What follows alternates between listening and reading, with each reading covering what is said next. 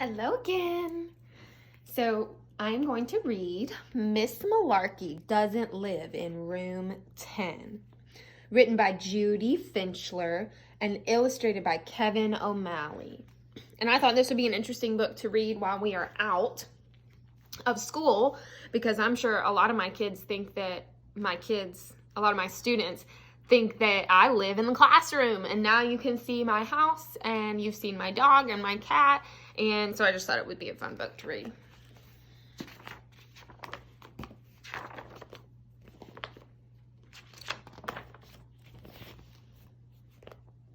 I know that Miss Malarkey, my teacher, lives right here at school in room 10.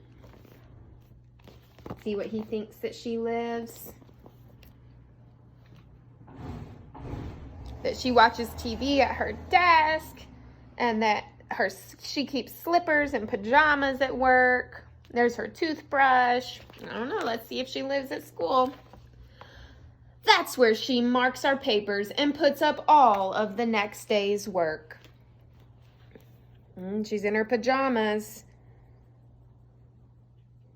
writing the lesson for the next day. She eats dinner in the cafeteria, and her table is always the best. She gets to eat with all the other teachers. After dinner, she plays in the gym with the other teachers, and she never forgets her gym clothes.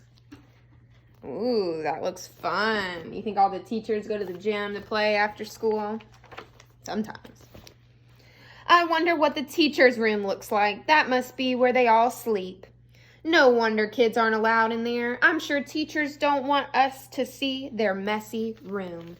Oh, they think we have messy room in the teacher's lounge. Maybe that is where all the teachers sleep.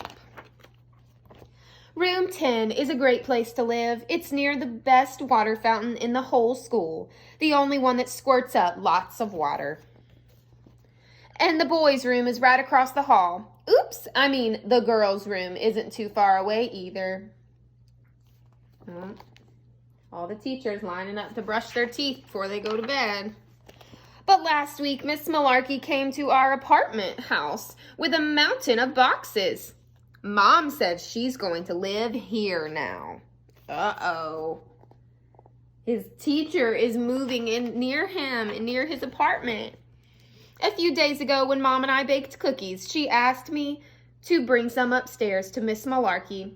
I told her I needed a pass. Before I knocked, I spit out my gum. Oh, he's following school rules. No gum, and he needs a pass in the hallway. When she opened the door, she gave me a great big hug. Then I saw her feet.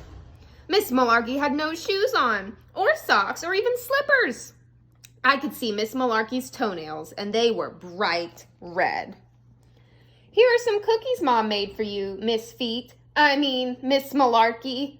I felt my cheeks getting just as red as Miss Malarkey's toes. He had never seen his teacher's feet before.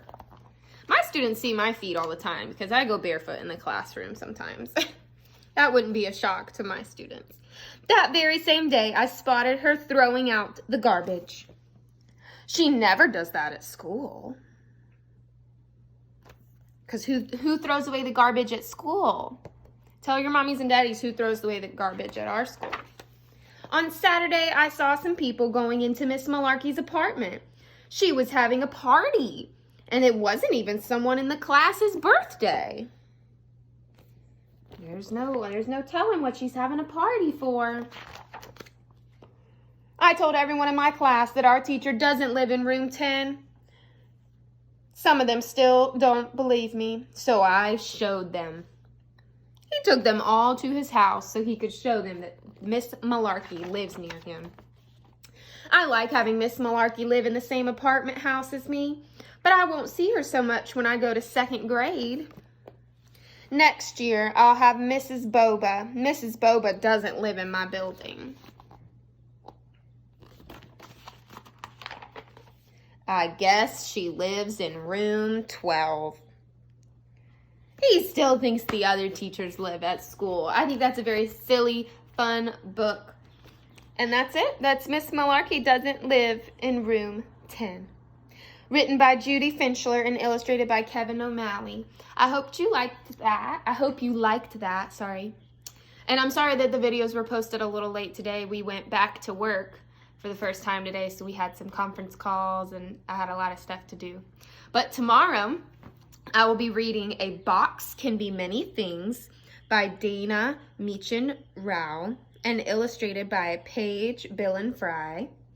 And this is a really cool book because it shows how great your imagination can be and what you can make out of all these things in your home. I'm sure you have a box somewhere at home, or I'm sure you have empty milk carton or all kinds of different stuff that you can find and you can play with. And a box can be a lot of things. It's not just a box. And then the second book is Aliens Love Underpants. Another underpants book, and I even have another underpants book because I think they're so funny. But Aliens Love Underpants, written by Claire Friedman and Ben Court. And that one's a really, really funny book too. So I'm excited to read those tomorrow. I hope you have a great rest of your day and be safe. Wash your hands.